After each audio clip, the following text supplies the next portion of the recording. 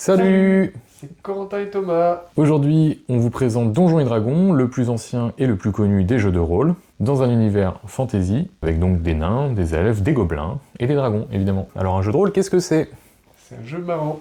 Haha. Je l'ai eu.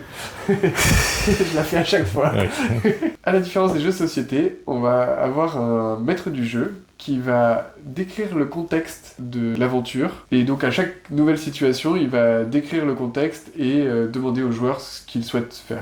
Donc les joueurs, ils sont armés, eux, de leur fiche de personnage et d'un crayon, en général, ou d'une tablette si on est en numérique sur votre ordinateur. Et ils vont pouvoir, du coup, utiliser leur imagination pour décrire ce qu'ils veulent faire au maître du jeu, choisir les actions qu'ils veulent accomplir, et les valider avec le maître du jeu et les passages de test. Chaque joueur incarne un personnage qui est défini par une fiche de personnage. C'est un peu l'équivalent du CV de votre personnage. Il y a 6 grandes caractéristiques principales. On y ajoute également son origine, son histoire, ce qui en fait une ligne directrice pour l'incarner en termes de jeu. Comme c'est un jeu qui utilise beaucoup votre imagination, vous pouvez jouer avec un tableau Velleda, vous pouvez jouer avec des figurines, des décors, ce qu'on proposera dans notre bar. Vous pouvez jouer sinon sur internet aussi beaucoup maintenant évidemment. C'est un peu indigeste au début pour le maître du jeu. C'est ça, et pour les joueurs aussi. Mais dès qu'on s'affranchit de certaines limites et avec l'imagination, qu'on suit le flow de l'aventure et des personnages qu'on a créés, ça devient beaucoup plus rigolo et fluide. Si vous voulez tester et que ça vous fait peur, il y a beaucoup d'associations qui existent pour tester. Sur Paris, c'est la Ligue Ludique. On a prévu dans notre bar à jeu au Gobelin Gourmand de créer des salles privatives adaptées à la pratique du jeu de rôle, dans lesquelles on introduira probablement des initiations